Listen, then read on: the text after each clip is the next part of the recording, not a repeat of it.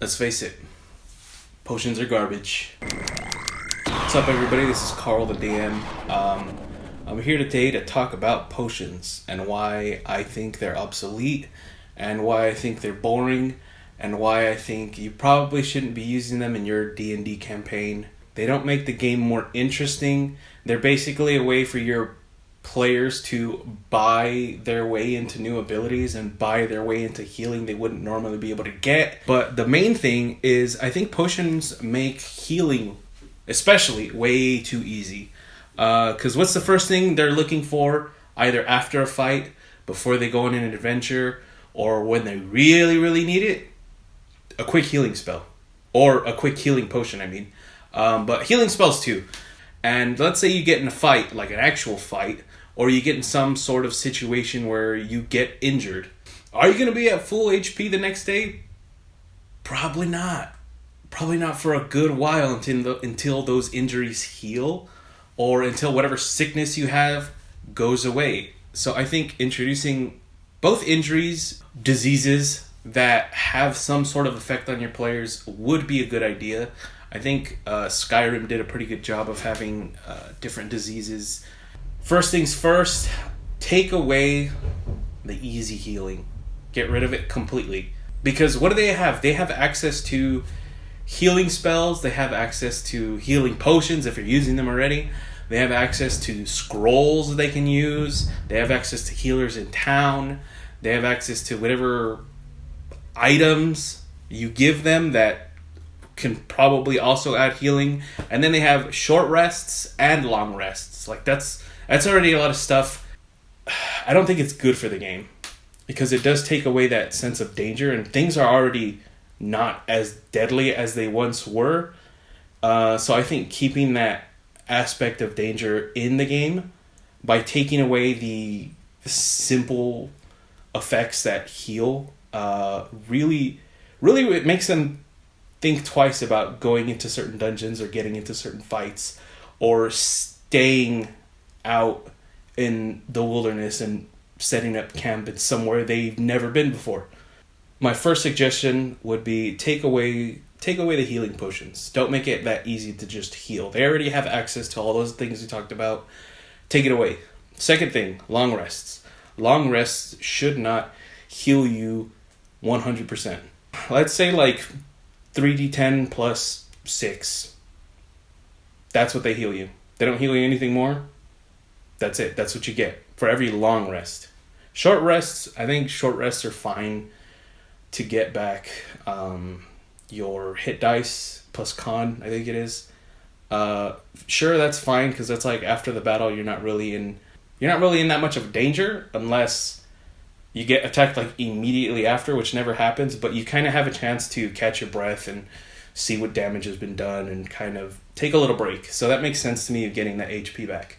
But long rests, no. Like I said, long rests, if you get in a fight, you're not going to be at 100 HP after taking a few blows, probably some cuts here and there. If you got something cut real bad, if you got something cut off, that's not going to heal in a day. So yeah, long rests, you're not back at 100 HP, or you're not at 100% after that. So that kind of ties into what other sort of healing can you have that's mobile, that's changeable, that's improvable, scalable, and interesting. And that brings me to my suggestion and what I'm going to be doing for my next campaign is I'm going to be swapping out potions for stews, like soup stews, like delicious food stews. Because I find that the thing that a lot of players do is when they need to eat, they just say, "Oh, I'm going to eat one of my days of rations." What does that consist of? I don't know. But not only are they adventuring for so long that I don't even know how many rations they have. I don't know what that ration would consist of. But that stuff would probably attract either wild animals or something to try to eat it. And they never really know what it is. They're just like, oh, I just eat my rations. And that's kind of boring. It's weird. It's uninteresting. It's like, oh, I eat. So how are stews going to work?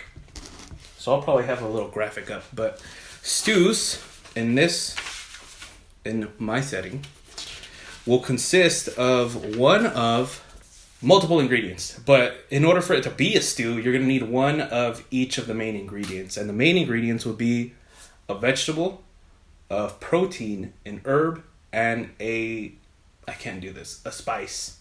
Your players already know these things. They should already know quite a bit of ingredients through watching any cooking shows, through just living at home and seeing what you guys have. I'm just going to go through a list of like stuff I thought of as I was coming up with this idea, and then we'll get to like how you would make a stew and how it would have an effect on your characters.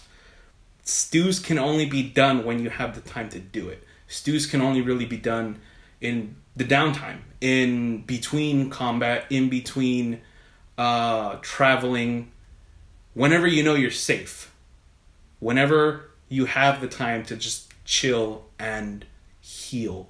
And all of these effects for consuming the stews would last a good 8 hours, because I think it's a pretty good time frame in terms of having that benefit, because obviously they're just gonna gain that HP back. That will be back for as long as they don't get damaged. But the plus to their strength, the pluses to their skill checks, the pluses to whatever saving throws or resistance to whatever damage that they get, that will remain for a good 8 hours. Why 8 hours? I don't really have a justification for that. I think that's just mostly the food having an effect on you while it's still in your system. Plus, there has to be that cutoff to where, like, after this, you're not going to get any effect from it. But once that time runs out, you have no effect at all for anything. Now you're just back to base, normal player stats. So what are they going to want to do? They're going to want to go make another stew and actually look into what the ingredients do so they can build a stew geared towards that group. So vegetables, we got what? Carrots. Y'all know what carrots are. Radishes, turnips, cabbage, tomato, onion, garlic, peas, celery, leeks, corn, and squash. I feel like this is stuff that should be readily available in any campaign setting. For protein, you got fish, beef, pork, chicken, preserved meat, which is going to be a little different, rabbit, and shellfish, and bones. For herbs, we got bay leaf, mint, basil, marjoram, thyme, oregano, rosemary, and parsley. For spices, what do we got? I put salt as a spice, but I feel like salt would go with every single one. Black pepper, paprika, cumin, turmeric, chili powder, ginger, and coriander. And I kind of just limited it to these because I didn't want to go crazy and have to come up with effects for everything. So I'm just going to take an example, a very, very simple example for one. So I actually wrote some of these. Now, I said this would be scalable. So for every person, you'd need a different amount of these ingredients to make a stew for those amount of people. But let's say your party only consists of 4 people. You can make some stew for those people. If you need to bump up to 6, you'll need a few extra ingredients, but you can bump it up to 6 and it'll still have the same effect on every single player there. If you need to bump that up to 8, just double what you would do for 4. You need to bump it up to 12, you got like a massive party. Okay, do the same thing. Now, because there's going to be, again, a veg, a protein, herb, and a spice. So for the veg, we got potato. So we already got plus 8 HP plus your con. For the meat, we're going to just throw in beef, make it simple. So what does beef do? It gives you plus 2 HP, plus 1 strength. Okay. The spicy chili powder, right? Something to make it spicy, gives you resistance to fire damage.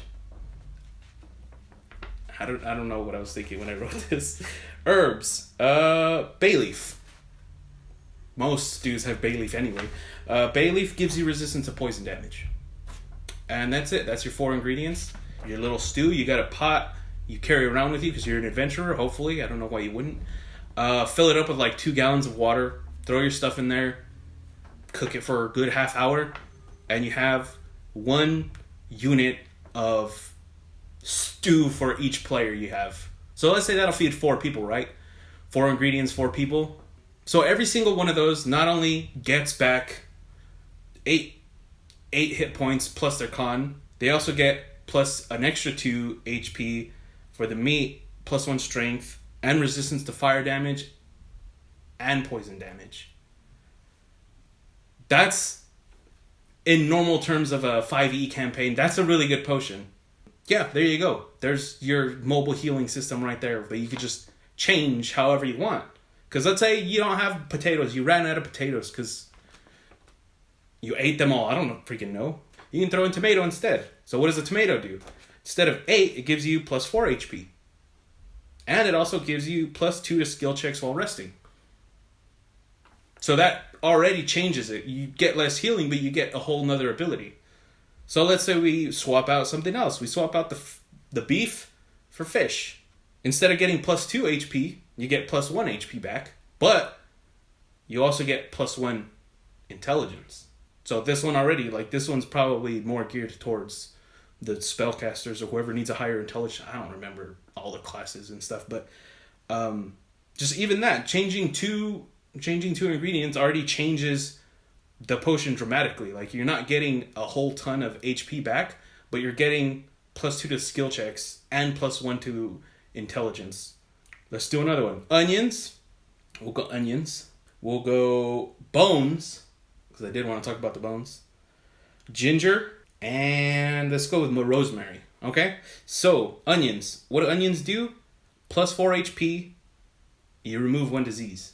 Bones. What do bones do? They give you plus 2 HP and remove a level of exhaustion. That one's really good for them barbarians.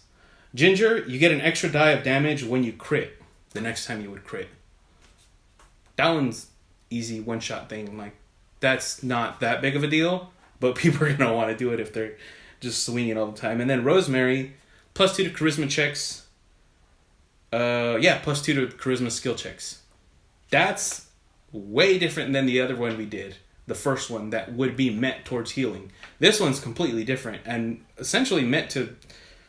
That one's a lot more geared towards like a fighter or a barbarian with the exhaustion and damage. Like I didn't plan that. Like I kind of just came up with the ingredients and then just random abilities that the ingredients would give if they're thrown into the stew. And I honestly didn't expect that. But I like it. It's cool. It's interesting because then they're actually looking for these ingredients as they're out there. All right, so real quick, I'm just going to go over a few of the ingredients I thought of and then what they should do. Just in case like you guys want to hear a little more, because I think this is fun and I didn't even like make effects for each ingredient that I just listed, so we'll see what we get. So potatoes, I told you guys, plus 8 HP plus your con bonus. Radishes, plus 6 HP plus con bonus, so it's just potatoes are the best. You always want to use potatoes. Carrots, plus 6 HP plus con. I think it's just another alternative. I don't know why I didn't add anything else. Anyways. Onions, plus 4 HP, plus you remove a disease. Tomatoes, plus 4 HP, and plus 2 to skill checks while resting. So that's all the veg that I came up with. Beef, plus 2 HP, plus 1 strength. Fish, plus 1 HP, plus 1 intelligence. Pork, plus 2 HP, plus 1 con, so constitution. Rabbit, plus 2 HP. There's not much meat on there. You're not going to get much back. Preserved meat will give you just plus 4 HP. Nothing else. Bones. I thought I said bonus. Bones, plus 2 HP. Plus you get to remove 1 level of exhaustion. Salt. I think salt should just go in each one. I don't think salt should count as one of the ingredients. That's just my thoughts. Black pepper, plus 1 to hit. I think that's what it says. Chili powder, resistance to fire. Anything spicy is just like resistance to fire. Yeah, it's just, it makes sense. Even though it doesn't really make sense. Ginger, an extra die of damage when you crit. Yeah, I think for the 8 hours that'll be fine. I don't think they crit that often unless your guys are cheating. Herbs, mint. It's just the opposite of the spicy stuff. Mint's just resistance to cold damage. I don't know. That's what I came up with. Bay leaf, resistance to poison damage. Thyme, plus 2 to wisdom skill checks. And rosemary, plus 2 to charisma skill checks. So for those that I gave you guys, you can use those do whatever you want. Like, that's what I'm here for. Mostly to tell you guys about my ideas and how I'm going to run D&D, at least my next campaign, because I didn't do this before. I just think it's interesting, and I want to test it out and see what my players think, see what you guys think, and then tweak it, make it better.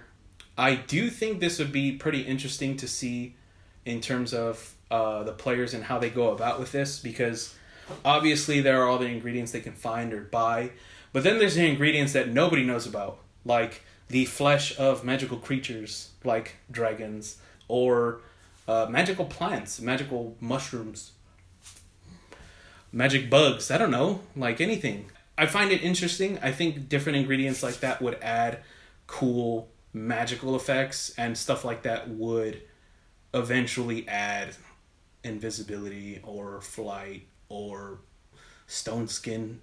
I guess one other thing too is this kind of helps when they're looking for food at an inn or a bar, or they just go to somewhere new and they just, hey, I'm going to order some food. Like, what can you as the DM give them? Give them one of these stews. Just roll up a random stew or pick ingredients, give them the stew, and hey, that's what they get. Because you can really tie this to locations in your world, and each area should have their own soup specialty, or even they grow the ingredients that they throw in the soups, and those ingredients are only grown there. So maybe potatoes come from over here, you get the onions, the turnips, the leeks, and they're bound by that stuff. So if they really want certain ingredients, they got to go on a little bit of a mission. But if you guys have any questions about DMing or want any tips or rules and stuff that I do, just go ahead and ask in the comments what you guys want to see, and then I'll try to get something out to you guys. If you're looking for like specific help on certain scenarios or rules that don't make sense to you, go ahead, same thing. Leave a comment down below, and then I'll get to it, and I'll try to make as many videos as I can, because these are pretty easy for me. So I just like house ruling everything. I really do. But yeah, that's pretty much it. So like, subscribe, comment. You already know what you're gonna do, but I'll see you guys in the next video. Cheers. I like to make things difficult, so I'm just gonna explain how difficult I would make this. Not only do you have a chance to go find these ingredients out in the wilderness, or you could just go to the market and buy them, but there's like a secret tier list of ingredients. You can buy the regular version. Like, let's say you go to the store and you buy a carrot. That's just regular carrot, right? That's level 1 carrot. If you go out and forage and find like a good carrot, and this is where the rolls would come into effect, they'll be able to spot the good ones. So they find a really good one, level 2 carrot. Now, let's say they find some rare carrot that would add essentially double the abilities of the other ones. That's level 3 carrot. That's very special carrots. Or that could be a magical carrot. I have no idea, but that's probably how I would do it. So then you have those 3 levels for each ingredient, and you can get some crazy stuff. So obviously, like meat too.